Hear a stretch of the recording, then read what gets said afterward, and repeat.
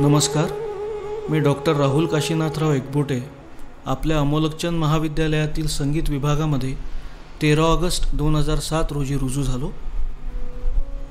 Associate professor ते professor हे माझं प्लेसमेंट होत आहे.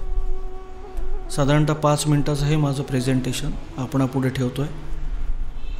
आपल्या महाविद्यालयात CDC मेंबर म्हणून मी काम करतो आहे. शास्त्रीय तथा उपशास्त्रीय गायनाचा आकाशवाणीचा मी ग्रेडेड आर्टिस्ट आहे. तसेच यवतमाळातील जुने साप्ताहिक स्वदेश याचं संपादक पदावरूनही मी काम करतो आहे. विद्यापीठाच्या कुठल्याही पदावर मी नाही. संगीत हा ऐच्छिक विषय आहे. आजची तरुण पिढी संगीत कला प्रकाराकडे विशेष आकर्षित आहे. परंतु आवडणारे संगीत ऐकणे, रिधम असलेले लाईट म्युझिक ऐकणे एवढ्यापुरतं ते मर्यादित आहे ही वस्तुस्थिती आहे. ॲडव्हान्स टेक्नॉलॉजी आधारे प्रत्येकाच्या मोबाईलवर सर्वच गोष्टी उपलब्ध आहे.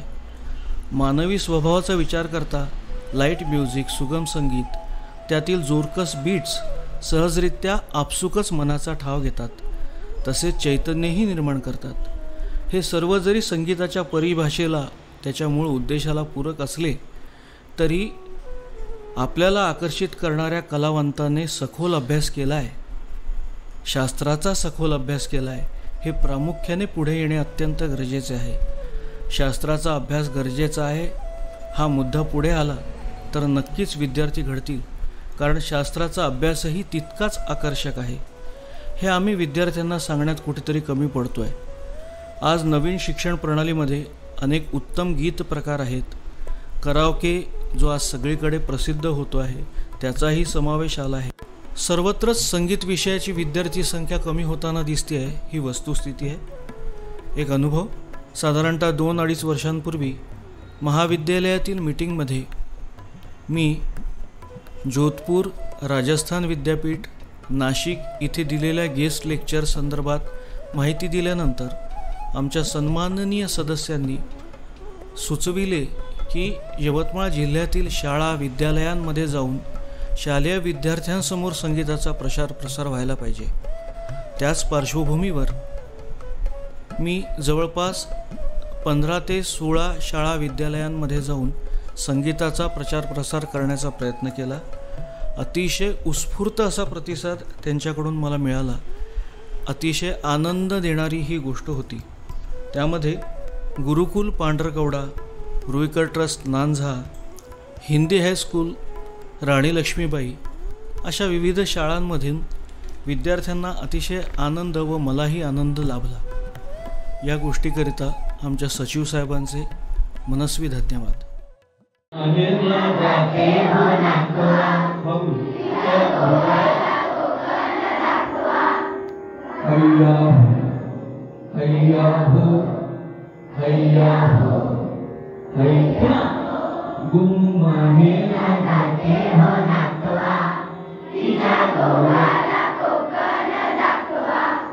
आता हे हैया हो माहित नव्हतं का तुम्हाला? अरे कोकणात समुद्र आहे ना, मग समुद्रामध्ये ती घोडी असते.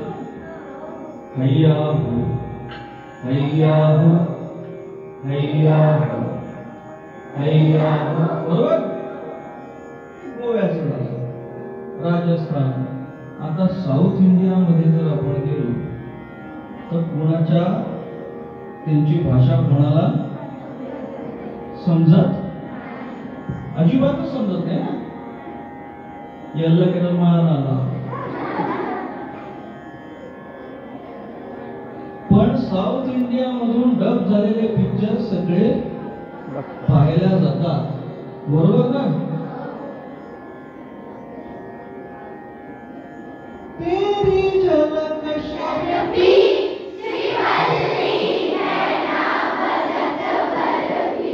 आता कसं जमलं. माझं म्हणणं काय आहे, संगीत कोणतंही असो जे आपल्या मनाला आनंद देतं. पुढे पुढे पुढे पुढे.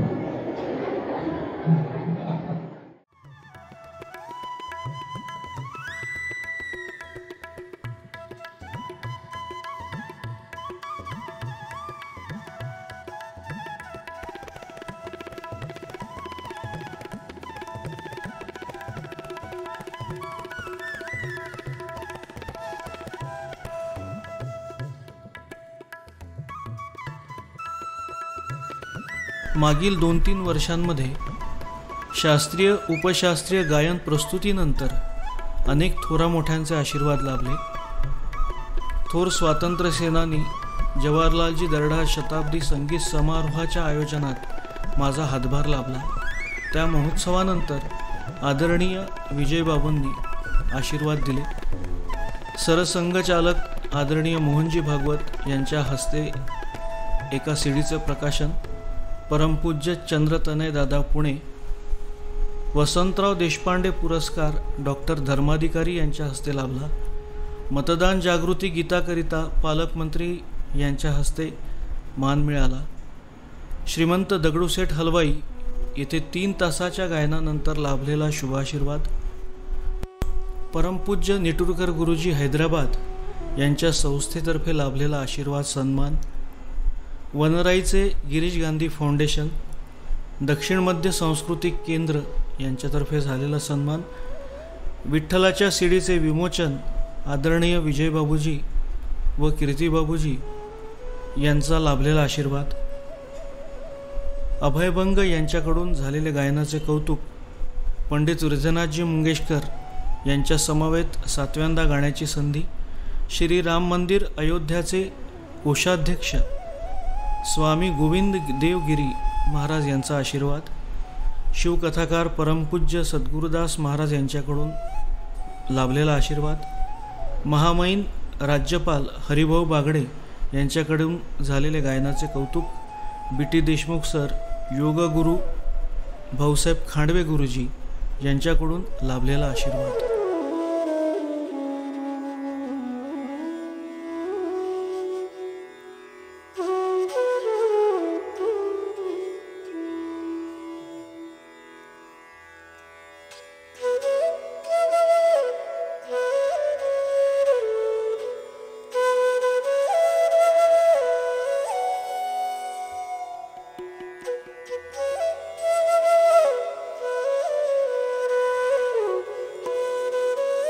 सुप्रसिद्ध अशा दैनिक लोकमतमधून साधारणतः 47 आठवडे हे संगीत विषयाचं सदर सुरू होतं.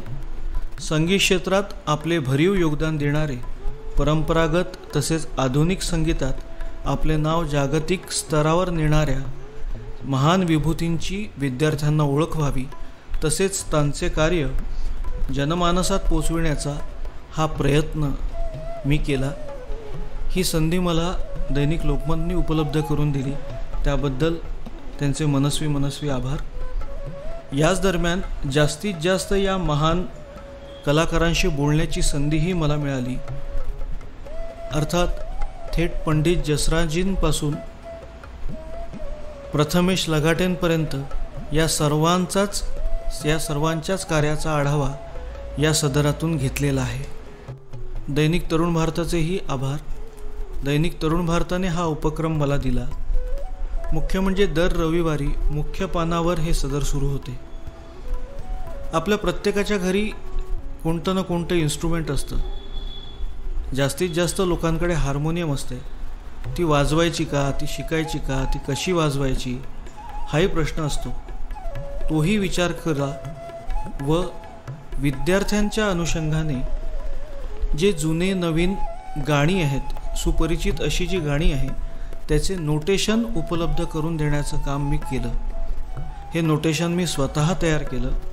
तसेच त्या गाण्याची जी माहिती आहे, त्या गाण्यासंदर्भातलं थोडा इतिहास व त्याचं वैशिष्ट्य सांगून हे नोटेशन मी लिहिण्याचा प्रयत्न केला. जवळपास 51 आठवडे हे सदर सुरू होतं. सगळ्यांनाच या गोष्टीचा आनंद मिळाला. अजूनही काही जण या नोटेशन्सचे कटिंग्स मागतात, याचा विशेष आनंद वाटतो.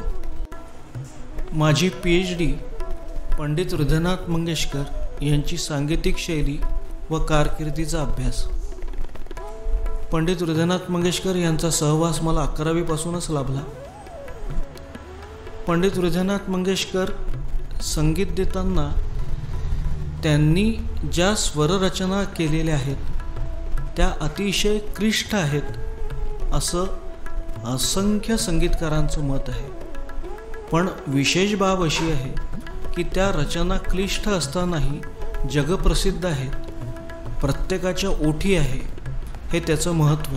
त्यांनी निवडलेले कवी, त्या कवींच्या रचना, त्याला दिलेलं संगीत हे अतिशय त्यांचं वेगळेपण दाखवणारी गोष्ट आहे.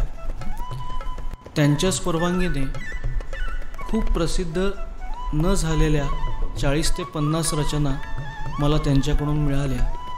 त्या 40-50 रचनांचा अभ्यास मी माझ्या शोधप्रबंधातून मांडलेला आहे.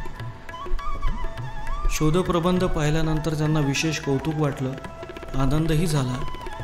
पंडित दीनानाथ मंगेशकर यांचा 75वा स्मृती महोत्सव जो झाला, त्यामध्ये मंगेशकर कुटुंबांनी तयार केलेली जी डायरी होती ती त्यांनी मला स्वतःच्या स्वाक्षरीने आशीर्वाद म्हणून दिली. हा माझा विशेष सन्मान मला वाटतो.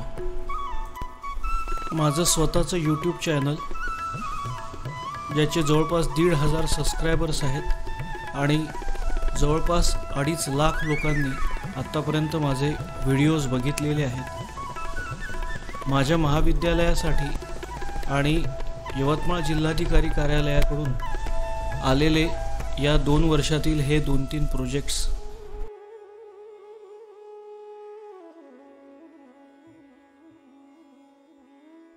अमोलकचंद महाविद्यालयासाठी साप्ताहिक स्वदेशची काढलेली ही विशेष पुरवणी. साधारणतः 1991 मध्ये सायन्स फॅकल्टीमध्ये मी 11वीला ॲडमिशन अमोलकचंद महाविद्यालयात घेतली. त्याच वर्षी मी आणि प्रसाद खापर्डे आज शास्त्रीय संगीतातील एक मोठं नाव आहे. आम्ही दोघांनीही कालिदास स्पर्धेत भाग घेतला. त्यात नाट्यसंगीतात मी प्रथम आलो व प्रसाद क्लासिकलमध्ये सेकंड आला. त्यामुळे आमच्या महाविद्यालयाला ही एवढी मोठी ढाल आम्ही विजयी होऊन आणली होती, याचा आम्हाला विशेष आनंद तेव्हाही होता, आजही आहे. त्यानंतर विदर्भस्तरीय, राज्यस्तरीय स्पर्धांमधून अमोलकचंद महाविद्यालयातर्फे मी जवळपास 54 स्पर्धांमध्ये सहभागी झालो. त्यातील 49 स्पर्धांमध्ये मी प्रथम आलो. कलावंत हा हळवा असतो, प्रामाणिक असतो. त्याची प्रामाणिकता अधिक वृद्धिंगत व्हावी हीच विनम्र इच्छा. माझी पूर्णतः ओळख माझ्या अमोलकचंद महाविद्यालयामुळे आहे. किंबहुना माझं अस्तित्वच अमोलकचंद महाविद्यालयामुळे आहे. याचा मला अभिमानही आहे, गर्वही आहे. धन्यवाद.